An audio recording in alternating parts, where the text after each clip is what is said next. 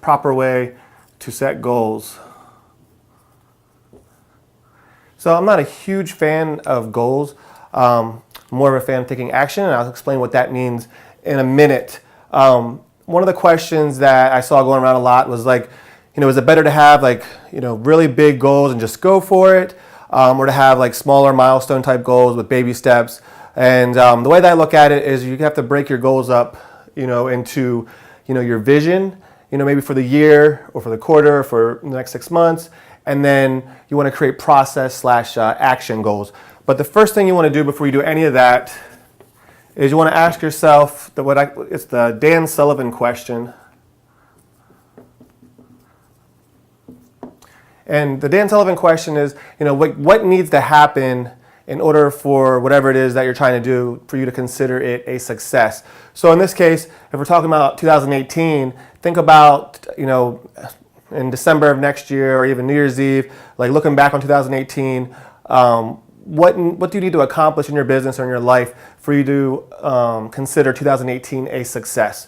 So what needs to happen?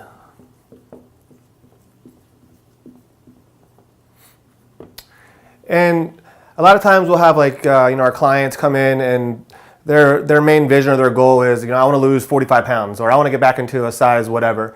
And that's like their goal. And really that's not really a goal in my opinion. It's more of a vision because in their head, they visualize that at that weight or at that size, they'll be happy. They'll feel good about themselves. They won't be insecure. All the problems are going to go away. But they could achieve that at 25 pounds or at 55 pounds. They don't really know, but in their head, their vision is 40 or 45 pounds, whatever they tell you when they come in. It's kind of the same thing in your business. Like when I have coaching clients, for boot camps, personal training and whatnot, a lot of times they'll be at like $6,000 a month EFT or $10,000 a month EFT. And, they'll say, I just need to get to $20,000 in EFT and then, everything will be great. Well, it won't, because once you get there, you're going to have new goals, bigger things you want to accomplish, probably going to have more overhead. It's not going to be exactly how you thought it up in your head, but it's good to have a vision. It's good to have if you want to call it a long-term, goal. So the first thing you want to do is create your vision for your business. And you can create a really big one, like 2 to 3 years, or you can do, you can do a 2 to 3 year vision.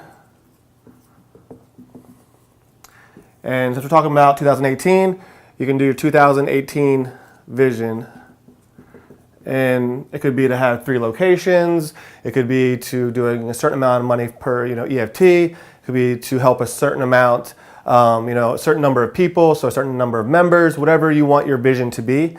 That's where you're going to start and really just create that vision, create like what you want your business to look like ideally at the end of 2018. Now remember, most people, they overestimate what they can accomplish in a year. So I'll see a lot of people with their 2018 vision at the end being like this huge thing. And then when they're like 3 months, 6 months into it, they realize there's no way that they're going to make it, and they really get let down and start going downhill. So that's why it's important, like after you create your vision, to work backwards and create processes and action goals or action steps to moving closer to that vision. And then you can see if it's actually going to, be feasible to reach that by that timeline. Because a lot of times you'll have clients say, I want to lose 30 pounds in, 3 weeks. And then you're like, yeah, hold on, that's impossible. Even if you didn't eat a thing and you worked out for 5 hours a day, you're still not going to lose 30 pounds, in 3 weeks. So it's kind of the same thing, in business, is a lot of people tend to overestimate what they can do in 1 year, but they underestimate what they can do in 10. Like, I think back, it's 2018, so 10 years ago it would be 2008. I had my business, my offline business in 2008, but I wasn't doing anything online, didn't really know anything about online marketing. So it's only been since 2009, so it's only been 8 years or 9 years since I've been online and doing online marketing. And from where I started to where I am now, I never would have thought I would even end up where I am now, 9 years ago.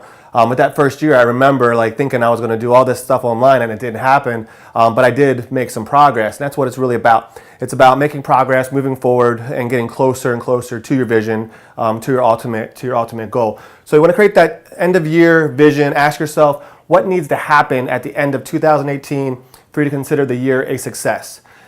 And after that, you're going to come back and you're going to create process goals. So we're going to create a 90-day process goal, or quarterly. So it'll be quarter one. So you're going to ask yourself the same thing.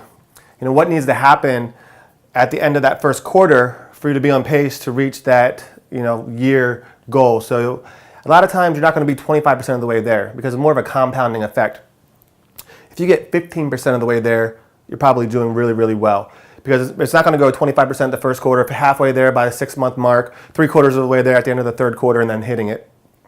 It's probably going to go more like 10% of the way there, and then like 40% of the way there, and then 70% of the way there, and then finishing it off the end of the year. It's going to be a compounding effect, and it's going to keep growing, as you gain momentum throughout the year. But you want to create, the 90-day goal, and then create some process or action steps that you need to take to get there. So once you have that 90-day, goal, what needs to happen, then you're going to back down to 30 days. Where do you need to be in 30 days? And then from there, you're going to do 7 days, and then 24 hours. So this is where it gets really interesting. Is you have the 90-day, you have your main vision, and then where do you need to be in 3 months to feel pretty good that you're still going to hit that at the end of the year? And then now you have to divide that by 3, and where do you need to be in 30 days? It starts putting the pressure on. You're like, oh man. But it also starts letting you realize that it's actually doable and that you can actually, accomplish this. And you create those 30-day goals. Now, when you have what you want the result to be, then you need to come down and commit to the process or commit to the action. So commit to taking action, because that's really all you have control over. So like with our fat loss clients, if we talk them down from 30 pounds in 3 weeks to just 3 pounds a week, and then so at the end of that month, their goal is really going to be 12. So the 30 days will be 12 pounds. Now the action that we tell them to take that they can actually have control over is you need to work out 4 to 5 times a week, or come to boot camp or personal training sessions 4 to 5 times a week, and then follow this meal plan at least 80% of the time. They can commit to that. Now, whether that equates to 3 pounds a week or 12 pounds at the end of 30 days, who knows? But that's why you monitor the results, on a weekly basis based off the action that you committed to. Because that's really, again, that's all you have control over is the process or the action. So you decide what you feel the action needed to reach, the goal is. Start taking the action, and then start keeping track of the results, and then you can start to see if you're going to be on track to meet it. And if you're not on track to meet that goal, then you have to ask yourself, am I willing to do more, or am I okay with pushing that back a little bit? Sometimes you might not be okay with pushing more because you might get burnt out, it might take away from your family, you might have to give up things that you value as far as like family time or some of your hobbies, stuff like that, and you might not be willing to do that. It's okay to push those goals back a little bit as long as you're still seeing progress, still moving forward. It's totally fine. Or if you feel like you have some more to give and you want to give more to try to get back on track, that is totally okay as well. So then you want to figure out what actions you need to take in the next 7 days.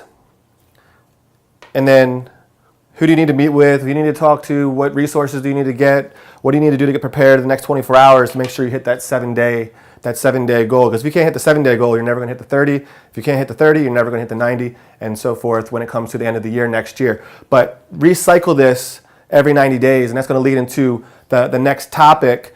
If you guys have any questions about creating your goals or your vision for 2018, creating your 90-day, your first quarter goal, and then you want to redo that again. So once you get to the 90 days, you want to do another 90-day for your second quarter, third quarter, fourth quarter. Repeat this whole process every time you go through it. So if you have any questions, go ahead and leave them in the comment section below. If I don't get a chance to answer right now, I will do so later or maybe on the next Ask Jeff show. But this is the framework that you want to create your goals and your vision for this year. And by following this process, it'll ensure that you actually reach it, or at least make a lot more progress than you would otherwise by just having one big goal and then starting to do stuff and hopefully that it works. Think about it like this. If I'm sure either yourself or you have a friend or a client who has done this, and they it's New Year's, they want to lose weight like everybody else. They go buy a gym membership, and then they go in and they have access to the whole gym. They get on the treadmill and they just run for a while because they see other people doing it. They get on the machines and they start, using the machines, and they just go around a little circuit, and then they're done. Next day, they come in and do the same thing, and They just do a bunch of stuff that they think is good, and then they hope that they get the result they want. And that's exactly what you don't want to do. You want it to be much more measurable, much more strategic, and create the process and the action that you're willing to take, and then see what the results are, and then adjust along the way.